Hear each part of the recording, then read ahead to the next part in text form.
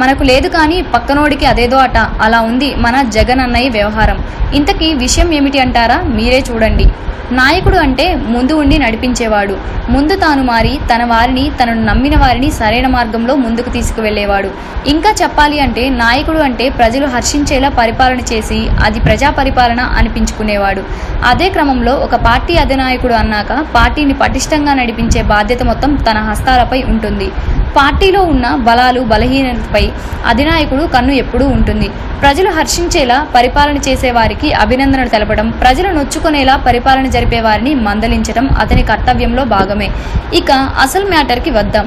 మన వైకాపా అధినేత, ఆంధ్రప్రదేశ్ గౌరవ ప్రతిపక్ష నేత జగన్ గురించి మనకు తెలియని నిజాలు లేవనుకోండి. అయితే ఈయన ఒక ఎమ్మెల్యే అభివృద్ధి గురించి క్లాస్ పీకాడట. దాదాపుగా 40 నుంచి 50 ఏళ్ల పాటు వీళ్లను మోస్తున్న కడప ప్రజలకు ఇప్పటి వరకు వీళ్లు నీళ్ళిచ్చిన పాపాన పోలేదు. కానీ ఈయన మాత్రం ఒక ఎమ్మెల్యేకి అభివృద్ధి విషయంలో వెనకబడి ఉన్నాం అంటూనే అదిగో ఆమెను చూసి నేర్చుకో అంటూ ఒక లేడీ ఎమ్మెల్యేని ఉదాహరణగా తీసుకోమని చెప్పాడట.